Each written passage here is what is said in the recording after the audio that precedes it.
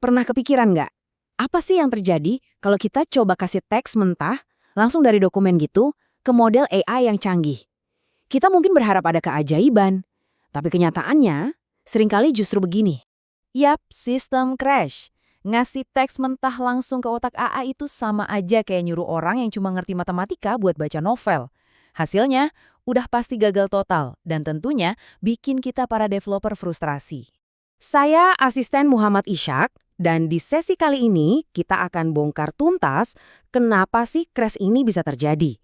Nggak cuman itu, kita juga akan bangun penerjemah kita sendiri dari nol untuk mengatasi masalah ini. Yuk kita mulai. Nah, ini dia akar masalahnya. Di satu sisi ada dunia kita, dunia manusia, yang komunikasinya pakai kata, kalimat, dan ide. Di sisi lain ada dunia mesin, CPU dan model AI, yang dunianya cuma angka, matematika, dan matriks. Jelas banget kan, kita butuh semacam jembatan buat menghubungkan dua dunia yang beda banget ini. Biar konsepnya lebih kebayang, kita pakai analogi yang simple aja deh. Ngirim pesan rahasia pakai sandi Morse. Bayangin, kamu mau kirim pesan SOS. Kamu sebagai seorang engineer bertindak jadi penerjemahnya.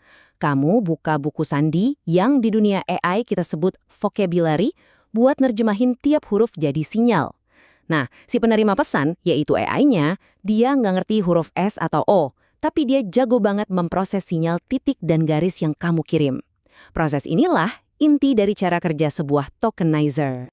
Oke, analogi sandi Morse tadi udah cukup kasih gambaran ya. Sekarang kita tinggalin dulu analoginya dan kita bedah langsung alat-alat teknis yang beneran dipakai sama para engineer. Langkah pertama yang paling krusial itu namanya tokenization. Gampangnya ini proses memotong-motong sebuah kalimat jadi unit-unit terkecil yang punya arti.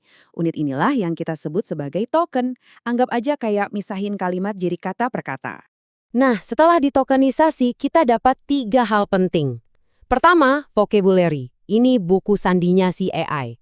Kedua, input IDs. Ini nomor unik untuk setiap token yang ada di kamus tadi. Dan ketiga, attention mask. Ini tuh kayak ngasih stabilo ke teks. AI kan perlu tahu mana kata yang benaran penting, yang kita kasih tanda 1, dan mana yang cuma isian tambahan atau padding biar semua kalimat panjangnya sama, yang kita kasih tanda 0.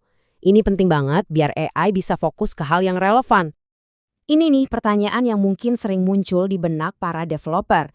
Kenapa sih kita nggak bisa langsung aja lempar, katakanlah, manual 500 halaman ke AI? Kenapa ujung-ujungnya selalu muncul pesan error yang nyebelin ini, context length exceeded? Jawabannya ada di memori jangka pendek si AI, atau istilah teknisnya context length. Anggap aja AI itu cuma bisa inget beberapa kalimat terakhir yang kamu omongin. Kalau dokumen kamu isinya setara 20.000 token, sementara si AI cuma punya memori untuk 8.000 token, ya jelas dia bakal kelebihan beban dan crash. Nah, disinilah gunanya tokenisasi. Kita bisa ukur dulu teks kita, lalu kita potong-potong jadi bagian yang muat di dalam memori AI. Oke, teorinya udah cukup. Sekarang waktunya kita kotor-kotoran sama kode. Yuk kita bangun tokenizer offline kita sendiri dan lihat gimana semua ini bekerja di dunia nyata. Persiapannya gampang banget kok, cuma 3 langkah. Pertama, buat file knowledge_base.md di dalam folder data. Kedua, di virtual environment kamu, install library transformers. Ketiga, buat satu file Python baru, kita kasih nama 02_tokenize_markdown.py.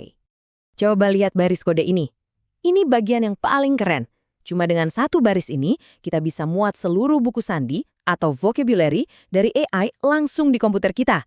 Nggak perlu API, nggak perlu internet. Semuanya 100% jalan secara lokal. Dan ini dia fungsi ajaibnya. Cukup satu panggilan fungsi ini, dia bakal ambil teks mentah kita dan secara otomatis melakukan seluruh proses penerjemahan. Teks manusia masuk, deretan angka untuk mesin keluar. Simpel kan? Dan ini dia hasilnya. Kita berhasil. Teks dari file kita sekarang udah berubah jadi serangkaian angka. Bahasa manusia udah resmi jadi bahasa mesin, siap buat diolah lebih lanjut sama si AI. Oke, dasarnya udah kita kuasai. Sekarang, ayo kita naik level.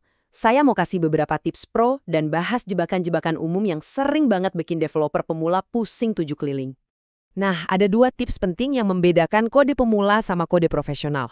Pertama, selalu pakai encoding sama dengan UTF-8 pas baca file. Ini semacam jaring pengaman biar kode kita nggak error pas ketemu karakter aneh kayak emoji. Kedua, untuk langkah selanjutnya, AI itu butuh format data khusus yang namanya tensor.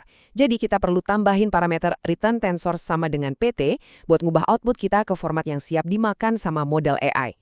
Tentu aja, yang namanya ngoding pasti ketemu error. Nah, simpan slide ini baik-baik. Anggap aja ini contekan cepat buat ngatasin masalah-masalah paling umum pas proses tokenisasi, lengkap sama diagnosis dan solusinya. Sekarang kita masuk ke bagian pembuktian. Gimana caranya kita bisa yakin kalau proses ini nggak merusak atau menghilangkan informasi? Jawabannya, ya kita balik aja prosesnya. Ingat ya, jembatan ini tuh 2 arah. Proses ngubah teks jadi angka kita sebut encoding. Sebaliknya, ngubah angka balik lagi jadi teks itu namanya decoding.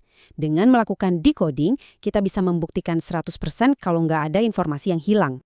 Cuma dengan 1 baris kode tokenizer.decode ini, kita bisa sulap deretan angka tadi balik lagi jadi teks yang bisa kita baca.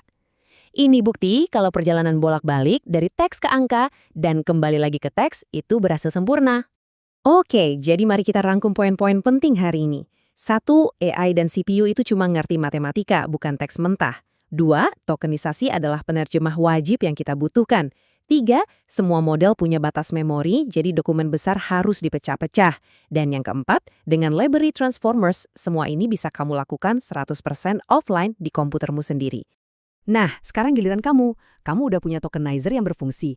Coba deh, tantangan dari saya, cari 1 artikel berita di internet, salin semua isinya ke file knowledge_base tadi.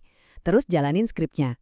Coba lihat berapa banyak token yang dihasilkan. Mungkin kamu bakal kaget.